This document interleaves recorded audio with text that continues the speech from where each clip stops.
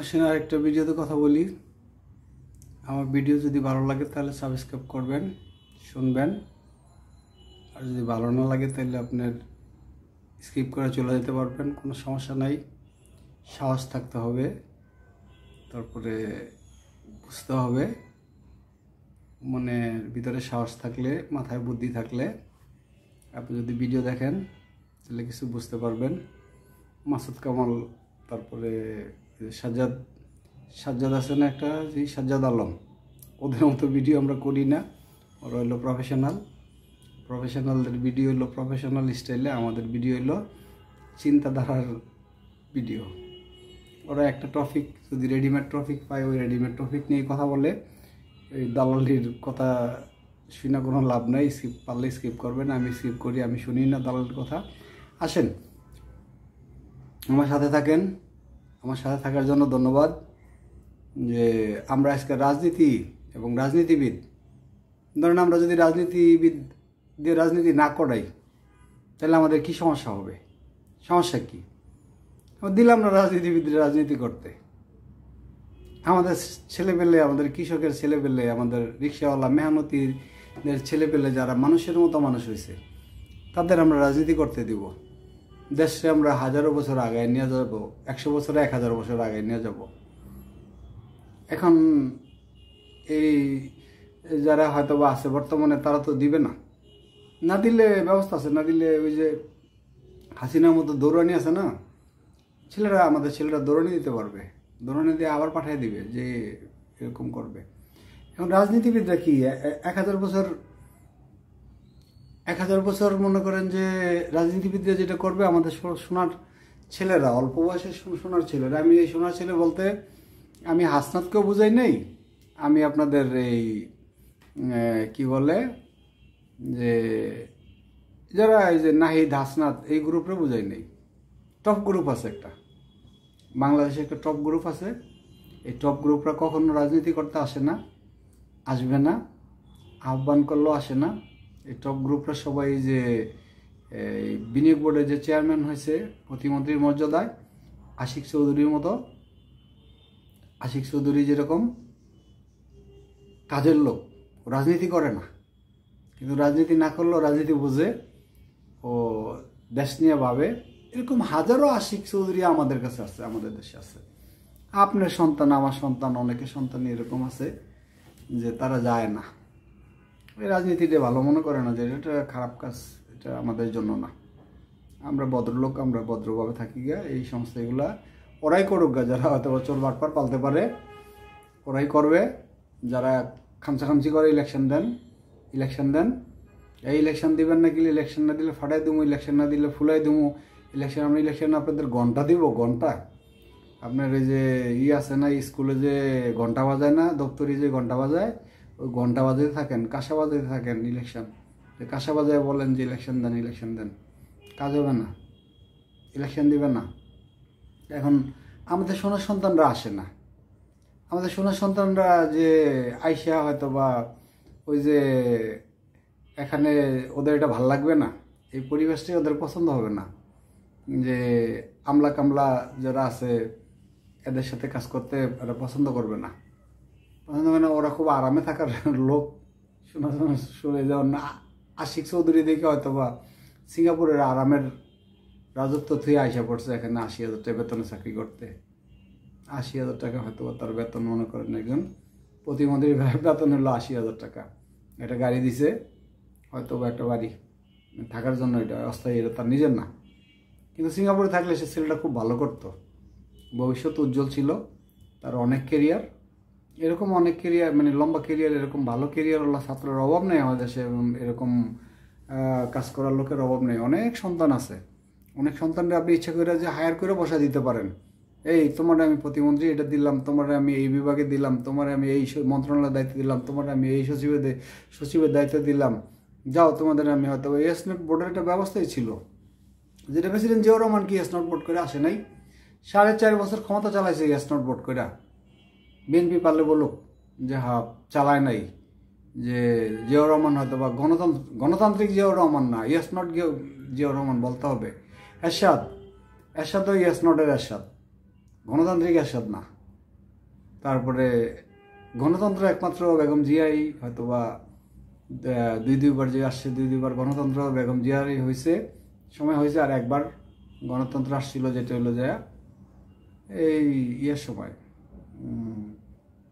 শেখ হাসিনা যখন একবার আসছিল, এরপরে তো মনে করেন 15 বছর যেটা চালাইলো ওইটা তো একেবারে পুরো ডাকাতি। এই আর সব কিছু মিলে আমি অ্যানালাইসিস করি, আমি বলি যে একবারই আসছে, যেটা শাহাবুদ্দিন সরকার ছিল তত্ত্বাবধায়ক, ওই সময় আসছে। আর বাকিগুলো সব গুটিবাজি। এই যে এই সচিবালয়ে যারা বসে আছে না,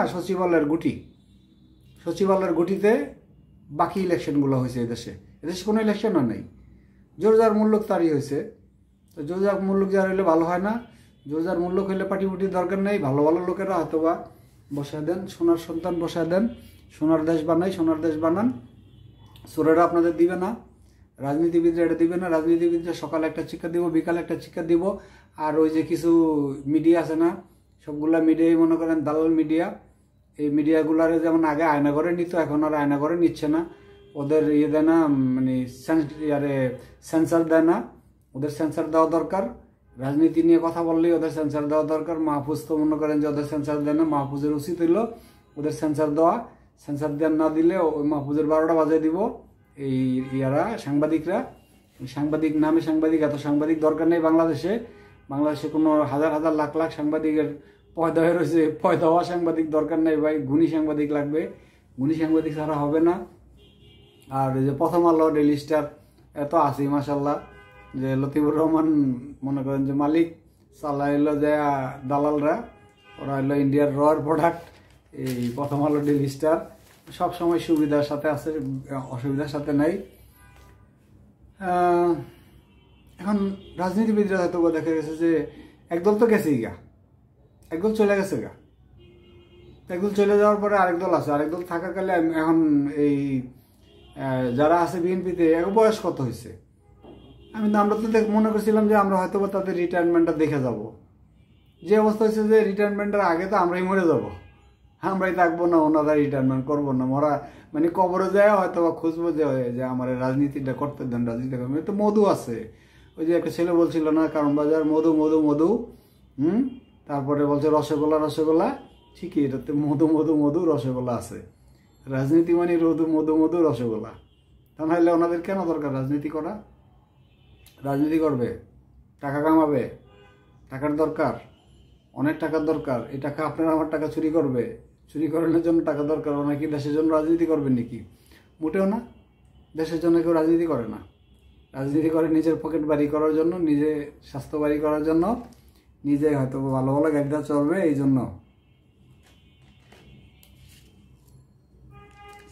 আর আপনি কিছু বলবেন, ভয়ভীতি দেখাবে, মনে করেন যে হয়তো ক্ষমতায় আসলে ভয়ভীতি দেখাবে, আপনি রাস্তা বাড়িতে দিবেন না, আপনাকে ঝামেলা করবে, মামলা দিবে, আপনাকে হয়তো বা ওই হাসিনা মার্কা আয়নাঘর বানাবে, গুমঘর বানাবে, আপনাকে ডিস্টার্ব করবে। ওদের কিছু বলতে পারবেন না, ওদের ইশারায় চলতে হবে, নাহলে চোখ মুছে থাকতে হবে যে আপনি দেখেও দেখেন না অন্যায় হচ্ছে, এটাও দেখেন না। আর পুলিশ অন্যায় করলে আপনি কিছু বলতে পারবেন না। আজকে তো হয়তো বা পুলিশ অন্যায় করলে আপনি বলতে পারেন যে হয় বাড়ার পুলিশ বা পুলিশ কাজ করে না, কিন্তু ওই দিন আপনি বলতে পারবেন না। খুব তাড়াতাড়ি যদি এরা আসে তাহলে এটা আর বলতে পারবেন না। তবে আমার মনে হয় যে আমি যে এইটা বুঝি, ডক্টর ইউনূস তো 5 বছর কেন এই জীবদ্দশা যায় কিনা দেখেন, যে উনি হয়তো যেদিন যতদিন পর্যন্ত এত কিছু যদি ত্যাগ করে, 8 মাস ওনার ব্যবসা বাণিজ্য সব কিছু ত্যাগ করছে, 8 মাসে কামাইলে অনেক টাকা কামাইতে পারতো। তো উনি তো সেই চিন্তা করে নাই যে আমি হয়তো বা 8 মাস ধরে কোনো টাকা ইনকাম করতে পারতাছি না, আমার এখানে বসে থেকে লস। বাকি জীবনটা হয়তো উৎসর্গ করতে চাইছে, বাকি জীবনটা উৎসর্গ করি দেশের জন্য। আমি তো বিদেশের জন্য প্রচুর করছি। আমি বিদেশের হয়তো বা দেখা যায় কেনিয়া, তারপরে উগান্ডা, জার্মানি বিভিন্ন দেশে ওনার এই মাইক্রো ক্রেডিটের প্ল্যান দেওয়া আছে। ফাউন্ডার এটা একটা ফাউন্ডার, এটা গাছ রোপণ করে, গাছটা রুইয়া দিয়ে আসে, তারপরে ওখান থেকে টাকার গাছ হয়। এই ফাউন্ডারে মনে করেন স্মরণের জন্য খুব ব্যস্ত। পারবেন না, কখনো সম্ভব না। এটা অসম্ভব কাজ হয়ে গেছে, এটা অসম্ভব কাজ। যতই চিন্তা করেন যে আপনারা হয়তো সরাই দিবেন, ডিসেম্বরে একটা ইয়েস নট ভোট দিয়ে দিব, ভোট কি আপনার কী ভোট দিব এটা তার কয় নাই। যেহেতু আপনারও লিখিত দেন নাই, আপনারা ভোটের একটা কোনো অংশীদারি না, কোনো ভোট আপনারা পাইতেই পারেন না, আপনারা কোনো ভোট চাইতে পারেন না, কিসের ভোট দিব আপনার করে? কোনো ভোট নাই, ভোট নাই। আর ওই যে আপনারা আমি বলছি যে খালি সময়টা যাইতে দেন, যে চাকরির বয়সটা গেলে উদ্দিটা যখন খুলবো, যেদিনকে উদ্দিটা খুলে ফেলবো, উদ্দিটা খুলে ফেলার পরে আর এক দেশপ্রেমিক আইসা পড়বে, আইসা পড়ার পরে ওই দেশপ্রেমিকের সাপোর্ট করবে, সেনাবাহিনী সাপোর্ট করবে, সাপোর্ট করলে পিঠা আর উপরে রাখবে আপনাদের। পিঠা কারে কয়? পিঠা না দিলে ঠিক হবেন না, পিঠা দিবে। এটাই ভাই, পিঠা খাওয়ার আগেই মনে করেন ঠিক হয়ে যান গা হয়তো। আর পারেন নাই, 15 বছরে পারেন নাই, আর হয়তো বা এখন ঝামেলা করে লাভ নাই। এখন টকশোতে বড় বড় কথা বলেন, বড় বড় কথা বললেন না, বড় বড় কথা বললে কোনো লাভ নাই, কাজের কাজ কিছুই না। মানে ওই কেসি গেটের ভিতরে আসিলেন, কেসি গেটের ভিতরেই থাকেন, কেসি গেটেরতে বাইরেন না। মানে পাবলিক চায় না যে আপনারা হয়তো কেসি গেটেরতে বাইরন। কেসি গেটের ভিতরে থাকলে পাবলিক খুব খুশি হয় যে না আপনারা কেসি গেটের ভিতরে আছেন। কিসের লাফালাফি করেন? লাফালাফি করে কোনো লাভ নেই। যেটুকু আপনার ইয়ারা হয়তো বা ছোটো ছোটো কর্মীরা সাদা মাদা উড়ায়, সাদা মাদা উড়ায় খায়, যে আবার ওই ডিসিএসপি গুলোকে ঘুরে, ডিসিএসপি গুলোকে ঘুরে মনে করেন যে কন্ট্রাক্টারি বাউটাও করতে চায়। ছোটো ছোটো ছেলামেলারা ডিসিএসপি করে সার করে।